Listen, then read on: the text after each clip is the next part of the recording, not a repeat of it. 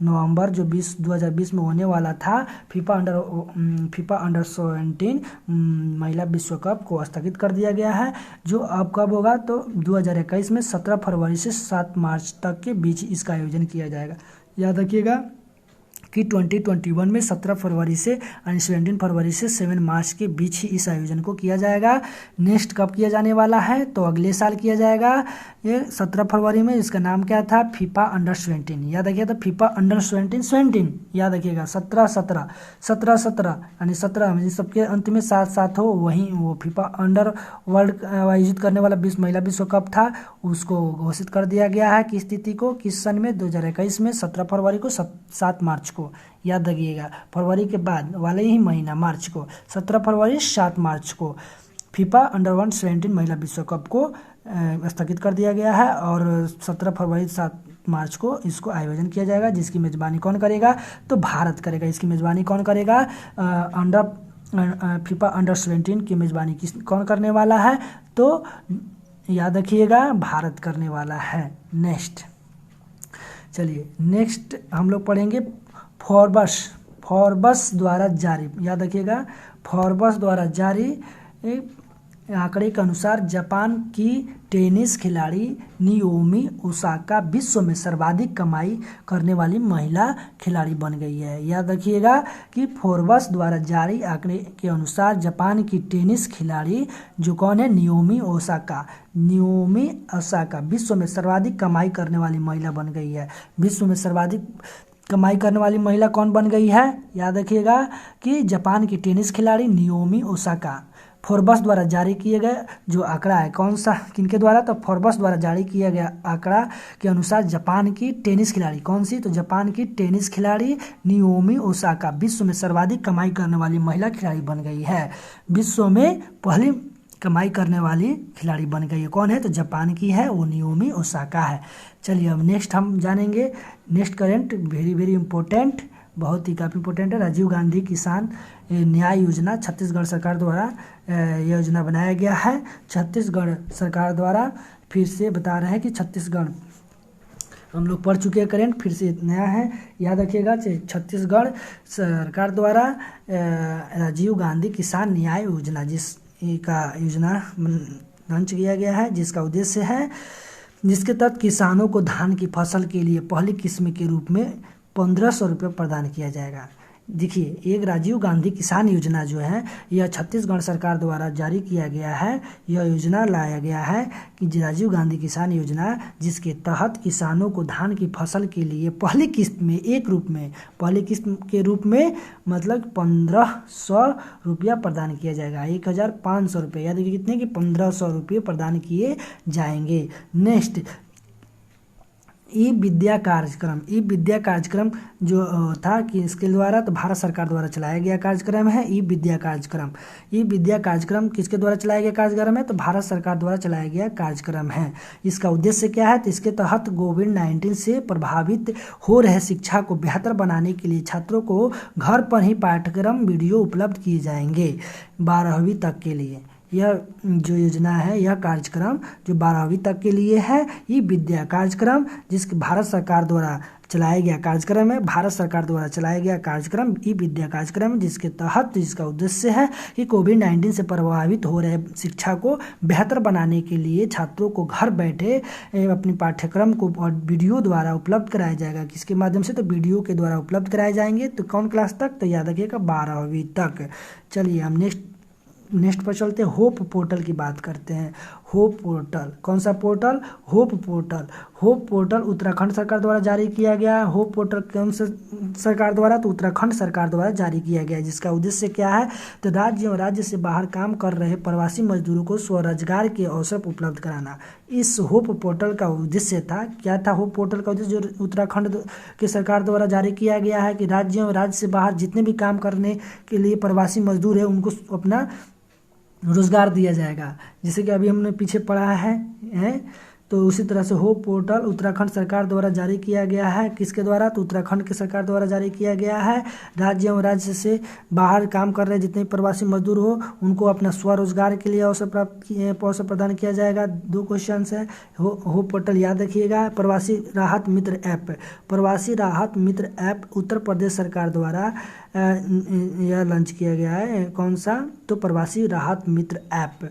ये जो प्रवासी राहत मित्र किसके द्वारा? तो उत्तर प्रदेश के योगी सरकार द्वारा, आदित्यनाथ योगी के द्वारा यह ऐप लॉन्च किया गया है, प्रवासी राहत मित्र ऐप। इसका उद्देश्य था कि प्रवासी श्रमिकों को रोजगार और विभिन्न योजनाओं को लाभ दिलाना। ठीक है, इसका उद्देश्य प्रवासी मजदूर का जो राहत मित्र ऐप लॉन्च हुआ उत्तर प्रदेश के योगी द्वारा, आदित्यनाथ योगी द्वारा, क्या था? तो प्रवासी श्रमिकों को रोजगार तथा विभिन्न योजनाओं को लाभ दिलाना था। प्रवासी श्रमिकों और उनके प्रवासी मजदूरों को रोजगार दिलाना एवं योजनाओं को लाभ दिलाना है। चलिए next, herbal roads project, herbal road products के हम बारे में जानते हैं। चलिए, herbal roads project Uttar Pradesh ने राज्य में 800 किलोमीटर सड़क में इस प्रोजेक्ट को लागू करने का निर्णय लिया है। कितने किलोमीटर तक? तो याद रखिएगा हर्बल रोड प्रोडक्ट्स, जैसे कि हर्बल आयोडीन नमक होता है वैसे ही हर्बल रोड प्रोडक्ट्स बनेगा, जिसका उत्तर प्रदेश सरकार ने 800 किलोमीटर तक सड़क को प्रोजेक्ट को लागू करने का निर्णय लिया है। इसके तहत सड़क के दोनों ओर औषधीय पौधों का रोपण किया जाएगा। इसके तहत सड़क के दोनों ओर क्या किया जाएगा? तो औषधीय पौधा रोपा जाएगा। सिर्फ औषधीय, जिस जीवन के लिए, स्वास्थ्य के लिए काफ़ी लाभदायक होगा। इसका नाम दिया गया herbal road product. Herbal road product के द्वारा उत्तर प्रदेश के सरकार ने राज्य में 800 किलोमीटर सड़क में इस प्रोजेक्ट को लागू करने का निर्णय लिया। इसके तहत सड़क के दोनों ओर औषधीय रोपण किया जाएगा। चलिए नेक्स्ट बात करते हैं, आयुष कवच एप्लीकेशन। आयुष कवच एप्लीकेशन जो है, इसका उद्देश्य है उत्तर प्रदेश सरकार ने लॉन्च किया है। याद रखिएगा कि उत्तर प्रदेश सरकार ने कौन सा लॉन्च किया है? आयुष कवच प्लान एप्लीकेशन कौन सा लॉन्च किया है? तो आयुष कवच एप्लीकेशन। इस नागरिकों को कुछ अवयव औषधीय गुणों के बारे में जानकारी प्राप्त करना। याद रखिएगा कि उद्देश्य क्या है आयुष कवच एप्लीकेशन का? आयुष कवच एप्लीकेशन का उद्देश्य क्या है? तो नागरिकों को कुछ अवयव औषधियों के औषधीय गुणों के बारे में जानकारी प्रदान करना, ताकि स्वास्थ्य उपचार में सहमति मिल सके। चलिए, कोविड-19 के उपचार के लिए जो भी औषधीय गुण के बारे में हम लोग जानकारी मिलता है, उसके लिए उत्तर प्रदेश सरकार ने क्या किया है? एक एप्लीकेशन लॉन्च कर दिया है। यदि आपको कोई औषधि के गुण मिलकर जानकारी मिलता है तो आप उसमें अपना उपचार के लिए सहमति दे सकते हैं, ताकि उसे स्वास्थ्य उपचार में सहायता मिल सकती है। उसका नाम है आयुष कवच एप्लीकेशन। मिशन रोड, अब चलते हैं मिशन रोड। कृषि एवं किसान कल्याण मंत्रालय द्वारा जारी किया गया है मिशन रोड याद हो गया। कृषि और किसान कल्याण मंत्रालय द्वारा जारी किया गया है मिशन रोड। इसका उद्देश्य क्या है? तो जैविक उर्वरकों का अधिक प्रयोग तथा रासायनिक उर्वरकों का कम से कम प्रयोग इस्तेमाल में के लिए जागरूकता अभियान चलाना। इसके लिए हम लोग का क्या मिला? मिशन मोड के लिए क्या मिला है? मिशन मोड यही है कि कृषि और किसान कल्याण मंत्रालय द्वारा जारी किया गया, जिसका उद्देश्य जैविक उर्वरकों का अधिक प्रयोग और रासायनिक उर्वरकों को कम से कम इस्तेमाल करने के लिए जागरूकता अभियान चलाना। ठीक है, जैविक उर्वरकों के लिए अधिक से अधिक उपयोग करें। घर के जो घरेलू जो खाद होते हैं जैविक, वो ज़्यादा उसका प्रयोग करना, और रासायनिक उर्वरक जितने भी रसायन से बनाने वाले उर्वरक हैं उसको कम से कम इस्तेमाल करना। जैसे ऐसा अभियान चलाया गया है। वो कौन सा मिशन का लाया? तो मिशन मोड का लाया, मिशन मोड। चलिए नेक्स्ट की बात करते हैं हम लोग, सेफ होम अभियान। कौन सा अभियान? तो सेफ होम अभियान। फीफा तथा WHO ने संयुक्त रूप से घरेलू हिंसा शिकार महिलाओं और बच्चों के समर्थन के लिए इस अभियान में यूरोपीय आयोग भी शामिल है। याद रखिएगा कि सेफ होम अभियान, घर पर रहना, घर पर सुरक्षित अभियान का मतलब हुआ फीफा WHO ने संयुक्त रूप से मिलकर इस अभियान को चलाया है। WHO और फीफा मिलकर इसका उद्देश्य है कि घरेलू हिंसा के शिकार महिलाओं तथा बच्चों के लिए समर्थन के लिए बनाया गया सेफ होम अभियान। घरेलू हिंसा के शिकार जितने भी महिलाएं हैं, बच्चे हैं, सबको समर्थन के लिए सेफ होम अभियान चलाया गया है। इसमें यूरोपीय आयोग भी शामिल है। चलिए हम बात करते हैं नेक्स्ट सूचांक।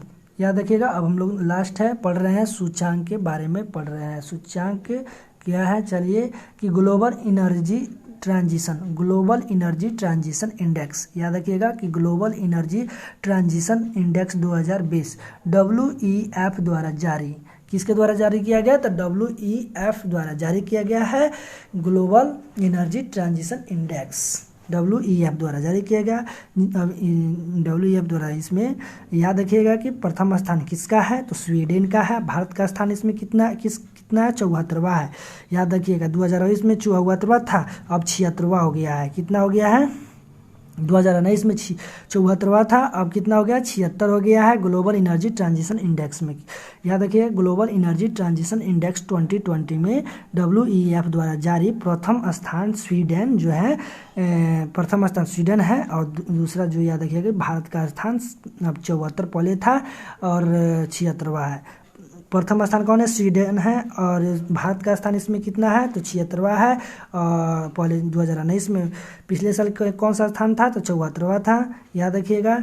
नेक्स्ट 4 मई 2020 को नाम यानी नॉन अलिगेंट मूवमेंट, याद रखिएगा कि नाम मतलब ये नहीं कि मोदी जी द्वारा चलाया गया नमो, वही है नाम, नॉन अलिगेंट मूवमेंट शिखर सम्मेलन का आयोजन वीडियो कॉन्फ्रेंसिंग के जरिए अजरबैजान में किया गया, जिसमें मोदी जी ने हिस्सा लिया है। इसकी स्थापना 1961 में बेलग्रेड में हुई है। याद रखिएगा 1961 में बेलग्रेड में हुई। कौन सी? तो नमः शिखर सम्मेलन, नमः यानी नाम, याद रखिएगा नाम, नॉन अलिगेंट मूवमेंट 4 मई 2020 को, 4 मई 2020 को नमः मतलब कि नाम NAM शिखर सम्मेलन का आयोजन वीडियो कॉन्फ्रेंसिंग के जरिए अजरबैजान में किया गया, जिसमें मोदी जी ने हिस्सा लिया है। इसकी स्थापना 1961 ईस्वी में बेलग्रेड में हुई है। वियतनाम में भारतीय पुरातत्व सर्वेक्षण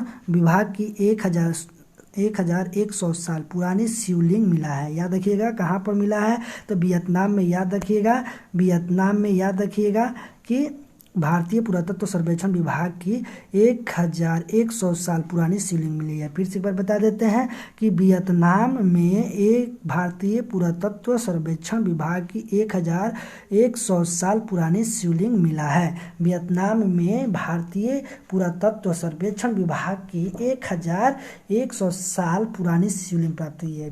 कहाँ? तो याद रखिएगा वियतनाम में। हाल ही में याद रखिएगा कि हाल ही में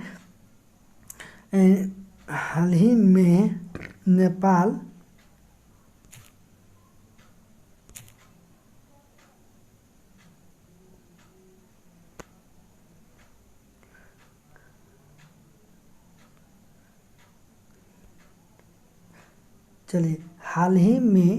हाल ही में नेपाल ने 19 मई 2020 एक नए मानचित्र की मंजूरी दी है, जिसमें काला पानी, लिपू लेक, लिपियाधुरा को शामिल किया गया, जबकि लिपू लेक एवं काला पानी क्षेत्र पर भारत अपना दावा करता है। हाल ही में नेपाल ने 19 मई 2020 एक नए मानचित्र की मंजूरी दी है, जिसमें काला पानी, लिपू लेक, लिपियाधुरा को शामिल किया गया है, जबकि लिपू लेक एवं काला पानी क्षेत्र पर भारत अपना दावा कर रहा है। नेक्स्ट, हाल ही में ईरान ने अपने देश की मुद्रा ईरान की मुद्रा रियाल है और नाम बदलकर क्या रख दिया है? टोमन रख दिया। वेरी इंपॉर्टेंट क्वेश्चन है, VVI, ठीक है ना। याद रखिएगा VVI question, VVI very important question. Iran की जो मुद्रा था रियाल, अब नाम क्या बदल दिया गया? टोमन रख दिया गया है। टोमन रखने का निर्णय लिया गया है, मानिए रख ही दिया जाएगा। ऐसा उसने मुद्रास्फीति से निपटने के लिए किया गया, मुद्रास्फीति से निपटने के लिए किया गया है। रियाल का नाम बदलकर टोमन कर दिया गया। ईरान का मुद्रा रियाल है, अब क्या रख दिया गया? टोमन रख दिया गया, जिसका 1 टोमन बराबर होता है 10,000 रियाल। 1 टोमन के बराबर कितना होता है? 10,000 रियाल होता है। चलिए नेक्स्ट जानते हैं। 20 मई 2020 को नाम, यानी अभी पढ़े हम लोग, NAM नाम गुट निरपेक्ष आंदोलन शिखर सम्मेलन आयोजन। गुट मतलब निरपेक्ष आंदोलन शिखर सम्मेलन का आयोजन वीडियो कॉन्फ्रेंसिंग के जरिए किया गया, जिसमें भारत की ओर से केंद्रीय स्वास्थ्य मंत्री हर्षवर्धन ने भाग लिया है। उसमें नाम में मोदी जी लिए